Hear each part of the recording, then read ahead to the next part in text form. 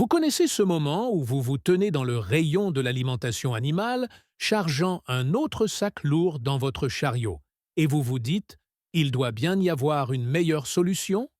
Je dépense des centaines de dollars par an pour cet aliment. » Vous regardez vos poules en éparpiller la moitié par terre, comme si elles jouaient à un jeu coûteux. Vous calculez le coût par œuf, et vous vous demandez si l'élevage de poules de jardin en vaut vraiment la peine. C'est épuisant, c'est cher. Et voici ce que la plupart des gens ignorent. C'est totalement inutile. Il y a 3 ans, j'ai complètement arrêté d'acheter de la nourriture. Mes poules sont devenues plus saines. Mes œufs sont devenus meilleurs. Et j'ai économisé plus de 1400 dollars, récupérant ainsi mes week-ends de liberté. La différence ne tient pas à la chance ou à la superficie de votre terrain. La différence réside dans la conception. Voici ce que la plupart des gens oublient lorsqu'ils se plaignent du coût de l'alimentation. Le problème n'est pas que les poules coûtent cher à élever. Le problème est que vous avez créé un désert alimentaire à l'intérieur de votre enclos. Et vous êtes ensuite surpris d'être forcé d'acheter des solutions coûteuses indéfiniment. Pensez-y. Les poules sauvages ne survivaient pas avec du maïs concassé et des granulés de soja expédiés d'une usine située à 3 États de là. Elles cherchaient leur nourriture. Elles grattaient la litière de feuilles pour trouver des insectes. Elles picoraient des graines d'herbe. Elles broutaient de la verdure poussant à l'état sauvage sur leur territoire. Elles trouvaient des larves sous les bûches, des coléoptères dans les tas de compost, des vers après la pluie. Pendant 8000 ans, les poules se sont nourries d'elles-mêmes en se déplaçant dans des paysages diversifiés où la nourriture était partout pour qui savait regarder. Puis nous les avons enfermées dans des parcours de terre nue.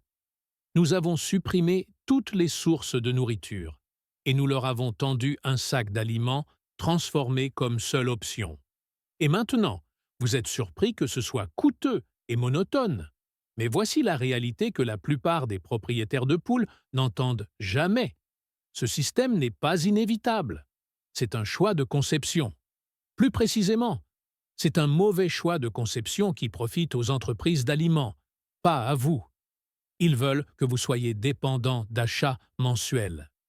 Ils veulent que vous pensiez que les poules ne peuvent pas survivre sans leurs produits.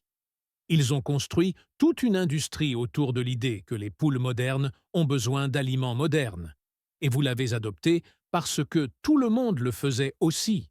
Pendant ce temps, vos poules se tiennent dans ce parcours vide, s'ennuyant, attendant que vous déversiez une autre mesure des mêmes granulés qu'elles mangent depuis des années. Elles ne s'épanouissent pas, elles survivent, tout simplement. Et vous payez le prix fort pour des œufs produits en mode survie. C'est ici que ça devient intéressant. Votre jardin peut produire de la nourriture pour poules toute l'année.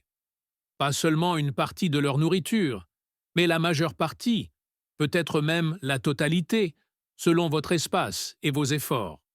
Il vous suffit d'arrêter de penser en termes de pelouse et de commencer à penser en termes d'écosystème comestible. Arrêtez de penser à un jardin décoratif et commencez à penser à un système alimentaire intégré. Au moment où vous passez de la pensée « Mon jardin est séparé de mes poules » à « Mon jardin est une source de nourriture pour mes poules », tout change. Vous n'ajoutez pas de travail.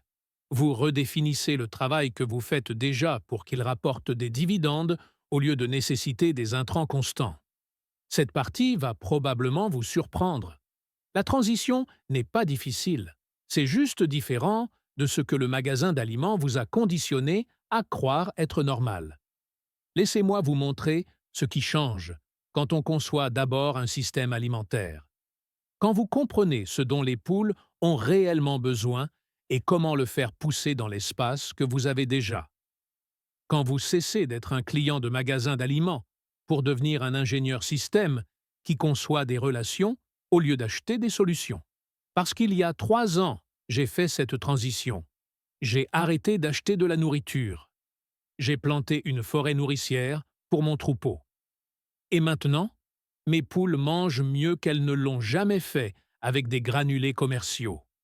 Mes œufs ont des coquilles épaisses et des jaunes d'un orange profond. Et j'ai économisé plus de 1 400 $ tout en passant moins de temps à gérer leur système que je n'en passais auparavant à conduire jusqu'au magasin et à transporter des sacs. Il ne s'agit pas de revenir à une ferme pré-industrielle romancée où l'on moude le grain à la main comme en 1850. Il s'agit d'appliquer l'écologie, basée sur l'observation à un jardin moderne, et de laisser les relations entre les plantes, le sol, les insectes et les poules faire le travail que vous faisiez autrefois à la main. Il s'agit de concevoir une fois et de récolter continuellement, au lieu d'acheter à répétition et de voir la moitié partir au gaspillage. Parlons maintenant de ce que mangent réellement les poules quand on laisse le système fonctionner. Elles ont besoin de 4 catégories principales: des insectes pour les protéines, de la verdure pour les vitamines et les minéraux, des graines et des céréales pour les glucides et les graisses, et du lest pour la digestion. Les aliments commerciaux essaient de condenser tout cela dans un granulé transformé. Votre jardin peut tout faire pousser sous forme de nourriture vivante et fraîche que les poules préfèrent. Et voici le plus beau. Une fois que vous avez planté ces systèmes, ils continuent de produire avec un minimum d'intervention de votre part. Commencez par des plantes fourragères vivaces. Ce sont vos bêtes de somme parce que vous les plantez une fois et les récoltez pendant des années. La consoude est la championne ici. Chaque plant établi produit des feuilles massives et riches en protéines. Vous pouvez couper la consoude 4 à 5 fois par saison de croissance et une plate-bande correcte nourrira 6 poules tout l'été. Coupez les feuilles, jetez-les dans le parcours et regardez vos poules les dévorer. Les racines de consoude s'enfoncent profondément, extrayant des minéraux du sous-sol que les plantes à racines peu profondes ne peuvent atteindre, ce qui signifie que ces feuilles sont denses en nutriments d'une manière que les légumes du commerce ne le seront jamais. Vous n'achetez pas de sacs de verdure séchés. Vous récoltez des feuilles fraîches que les poules veulent vraiment. L'amarante est votre deuxième plante de puissance. Elle pousse vite, se resème agressivement et vous donne 2 récoltes. Les poules mangent les jeunes feuilles tendres toute la saison. Puis, à l'automne, ces têtes de graines massives mûrissent et vous pouvez soit laisser les poules y accéder directement en liberté, soit les couper et les stocker pour l'alimentation hivernale. Un plant d'amarante produit des milliers de graines. Plantez une rangée de 3 mètres une seule fois, et vous aurez de l'amarante qui se ressème toute seule pour nourrir votre troupeau pendant des années sans replanter. Les céréales vivaces vous offrent le même avantage. Plantez une fois, récoltez pour toujours. Des choses comme le blé vivace ou l'agropyre intermédiaire. Ils s'établissent lentement, mais une fois matures, ils produisent des épis que les poules peuvent récolter elles-mêmes si vous les laissez accéder à la parcelle au bon moment. Vous n'achetez pas de graines. Vous ne transformez pas le grain. Vous ouvrez une barrière et laissez les poules faire ce qu'elles font depuis des millénaires. Mangez des graines directement à la source. Mais c'est là que le système devient vraiment élégant. Et c'est ce que la plupart des gens manquent totalement. Vous ne faites pas que cultiver de la nourriture. Vous cultivez de la nourriture qui construit le sol, tout en nourrissant les poules. Chaque fois que vous coupez de la consoude et que vous la donnez à votre troupeau, vous recyclez les nutriments.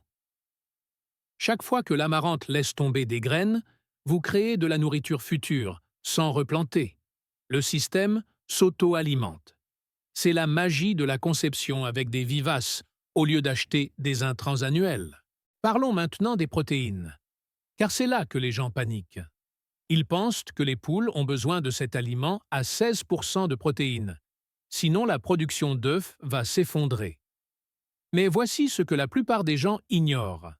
Les insectes contiennent 50 à 70% de protéines, et votre jardin peut en produire par milliers si vous concevez l'habitat. Ce n'est pas de la théorie. C'est l'écologie de base qui travaille en votre faveur. Le paillis profond est votre première usine à insectes. Déposez 15 cm de copeaux de bois, de feuilles ou de paille dans une zone de votre parcours. Les coléoptères, les larves et autres décomposeurs s'y installent immédiatement. Les poules le grattent quotidiennement, récoltant elles-mêmes des protéines fraîches, tout en aérant le paillis et en accélérant la décomposition. Vous n'achetez pas de verre de farine séchée à l'animalerie à des prix exorbitants. Vous laissez votre jardin les faire pousser gratuitement. Les tas de bûches sont votre deuxième source de protéines. Empilez de vieilles bûches ou des branches épaisses dans un coin. Gardez-les humides et attendez. Les larves, les coléoptères et autres insectes xylophages coloniseront le tas. Les poules travailleront ces bûches pendant des mois, retournant l'écorce, picorant les zones tendres, trouvant des larves riches en protéines. Un tas de bûches en décomposition peut nourrir 4 poules pendant une année entière. Vous l'installez une fois, il produit en continu. Le compost est votre troisième zone d'insectes, et c'est là que le système devient presque comiquement productif. Vos restes de cuisine vont dans un tas de compost. Ces restes attirent les mouches. Les mouches pondent des œufs. Les asticots éclosent et se nourrissent de la matière en décomposition. Les poules sentent ce qui se passe et accourent. Vous les laissez gratter le compost tous les quelques jours. Et elles récoltent des asticots frais tout en retournant le compost pour vous. Vous ne gaspillez pas de restes de nourriture. Vous les transformez en protéines d'insectes qui nourrissent les poules qui vous donnent des œufs. La boucle est bouclée. Pensez-y une seconde. Vous avez pris des déchets, vous les avez transformés en protéines, récolté des œufs et augmenté la fertilité du sol en un seul cycle intégré. C'est la pensée systémique qui remplace les intrants achetés. La rotation saisonnière va encore plus loin. Après avoir récolté une plate-bande du potager, laissez entrer les poules. Elles nettoieront les insectes nuisibles, mangeront les graines de mauvaises herbes, gratteront les résidus de culture et fertiliseront le sol pour la saison suivante. Elles effectuent le contrôle des parasites, le désherbage, le compostage et la fertilisation en un seul passage. Pendant ce temps, elles mangent. Vous n'achetez pas d'aliments pour soutenir ce travail. Le travail lui-même les nourrit. Plantez des tournesols le long de votre clôture. Les poules ne toucheront pas aux plantes en croissance, mais quand ces têtes de graines mûriront à l'automne, vous aurez des centaines de graines riches en matière grasse. Coupez les têtes, suspendez-les dans le poulailler et laissez les poules les picorer tout l'hiver. Une rangée de tournesols produit assez de graines pour compléter l'alimentation d'un petit troupeau pendant plusieurs mois. Vous avez planté une fois et vous récoltez toute la saison. Voici ce qui confirme vraiment cela. Vous n'achetez pas un sac à 35 $ qui est à moitié gaspillé et épuisé en 3 semaines. Vous récoltez de la nourriture qui pousse toute seule. La consoude repousse après chaque coupe. L'amarante se resème. Les insectes se reproduisent continuellement dans votre paillis et vos tas de bûches. Les tournesols fleurissent et donnent des graines chaque année. Une fois que vous avez planté ces systèmes, ils continuent de produire. La première année, vous plantez et établissez le système, en achetant encore un peu de nourriture. C'est normal. Vous construisez les fondations. La deuxième année, vous récoltez régulièrement. À la troisième année, le système est mature et fonctionne tout seul, et vous passez 30 minutes par semaine à jeter des feuilles de consoude et à gérer la rotation au lieu de transporter des sacs d'aliments chaque mois et de regarder votre argent se faire piétiner dans la boue. Maintenant, voici ce sur quoi les gens bloquent. Ils disent « Mon parcours ne fait que 6 sacs 6 mètres » ou « Et pour l'hiver » ou « Mon association de propriétaires ne me laissera pas transformer mon jardin en ferme ». Point valable. Parlons de la façon d'adapter ce système aux contraintes du monde réel, sans abandonner le principe de base. Les petits espaces exigent de l'intensité, pas de la superficie. Vous pouvez cultiver verticalement. Les systèmes de fourrage tiennent dans un garage ou un abri. Vous faites tremper de l'orge ou du blé pendant 24 heures, puis vous le faites pousser dans des bacs pendant 6 à 8 jours jusqu'à obtenir des tapis verts denses de germes. Un demi-kilo de grains secs se transforme en 3 à 4 kilos de fourrage frais. Vos poules mangent tout, y compris les racines. Une petite étagère produit assez de fourrage pour nourrir 4 poules toute l'année et prend moins de place qu'une bibliothèque. Essentiellement, vous cultivez de la verdure fraîche à l'intérieur pendant l'hiver, quand rien ne pousse dehors. Ce n'est pas compliqué, c'est stratégique. La consoude et l'amarante en bac fonctionnent dans les espaces restreints. Des seaux de 20 litres sur un patio. Des jardinières le long d'une clôture. Partout où il y a du sol et du soleil. Ces plantes se fichent d'être en pleine terre ou en bac. Elles donnent les mêmes feuilles et graines. Empilez les bacs verticalement si l'espace est vraiment limité.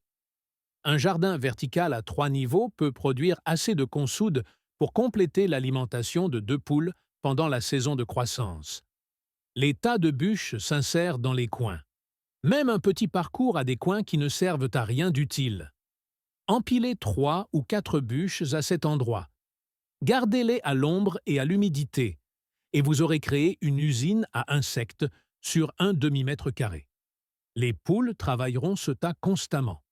Le paillis profond fonctionne dans n'importe quelle taille de parcours. Que vous ayez 4 mètres carrés ou 40, vous pouvez déposer 15 cm de copeaux de bois et laisser les coléoptères et les larves le coloniser. Le principe s'adapte parfaitement. Vous ne changez pas la biologie.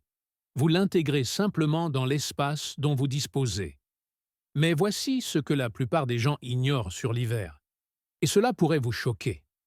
Pour combler les manques hivernaux, la fermentation est la solution. À la fin de l'été, vous récoltez l'excédent de céréales et de verdure. Vous les tassez fermement dans des seaux avec de l'eau et un peu de sel. Laissez-les fermenter pendant 2 à 3 semaines, puis fermez hermétiquement et stockez. L'aliment fermenté se conserve des mois et sa valeur nutritionnelle s'améliore même. Les bactéries lactiques rendent les nutriments plus biodisponibles et les poules adorent le goût acidulé. Vous n'achetez pas d'aliments commerciaux pour l'hiver. Vous préservez l'abondance de l'été et vous la distribuez pendant les mois froids, quand rien de frais ne pousse. Stockez des courges d'hiver et des légumes racines. Une courge musquée donne 6 à 8 portions pour les poules. Coupez-la en 2. Laissez-les picorer la chair et les graines.